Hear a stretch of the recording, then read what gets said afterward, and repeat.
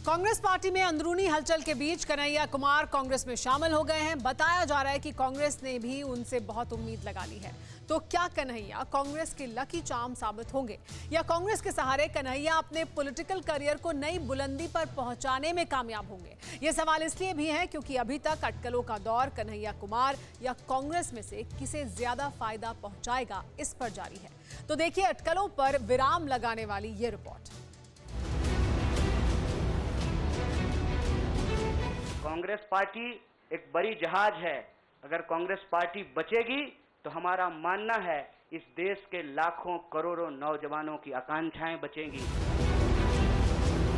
जरूरत कांग्रेस को कन्हैया कुमार के सहारे बचाने की है या अपने पॉलिटिकल करियर को बीजेपी के बरक्स खड़ी देश की सबसे पुरानी पार्टी के सहारे पार लगाने की है, ये कन्हैया कुमार ही जानते हैं। वामपंथ से भटके कन्हैया कुमार देश की सबसे पुरानी पार्टी की धारा में आत्मसात हो गए।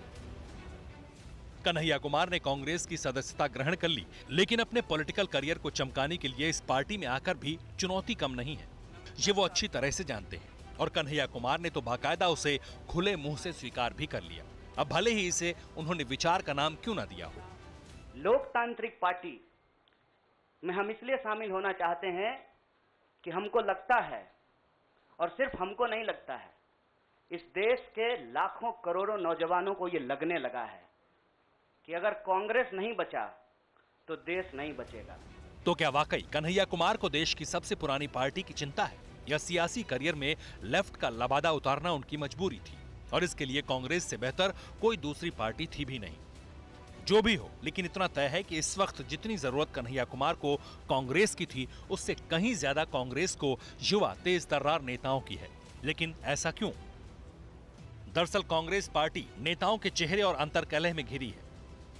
बीजेपी को घेरने में ज्यादातर कांग्रेसी नाकाम हुए हैं। पार्टी में सर्वमान्य भाषण की शैली वाले नेताओं की कमी है, जबकि कन्हैया कुमार की भाषण शैली युवाओं में पॉपुलर है। सिर्फ कन्हैया कुमार को वामपंथी छवि ने नुकसान पहुंचाया है। इसलिए हो सकता है कि कन्हैया कुमार अपनी वामपंथी छवि को तोड़ने के लिए कांग्रेस में शामिल हुए हों और कांग्रेस को भी कन्हैया कुमार के चेहरे का फायदा मिल जाए। ऐसा इसलिए भी कहा जा सकता है क्योंकि कन्हैया कुमार ने कांग्रेस की सदस्यता लेने के बाद अपनी छवि बदलने की शुरुआत भी कर दी है। कांग्रेस पार्टी वो पार्टी है जो गांधी की विरासत को लेकर के आगे चलेगा, लेकिन जो पार्टी सबसे बड़ी पार्टी है, सबसे बड़ी विपक्षी पार्टी है, उस पार्टी को अगर नहीं बचाया गया, अगर बड़े जहाज को नहीं बचाया गया, छोटी छोटी कश्तियां भी नहीं बचेगी। कन्हैया कुमार एक तरह से ये कह रहे हैं कि कांग्रेस एक लोकतांत्रिक पार्टी तो है, लेकिन सबसे पुरानी पार्टी एक डूबते हुए जहाज की तरह है जिसे बचाना होगा। लेकिन क्या वो ऐसा कर पाएंगे? सवाल इसलिए है क्योंकि कन्हैया कुमार की छवि भी एक अलग विषय है। कन्हैया कुमार जेएनयू में कथित नारेबाजी से सुर्खियों में आए, बीजेपी के खिलाफ मोर्चा खोलकर कम्युनिस्ट पार्टी का हिस्सा बने।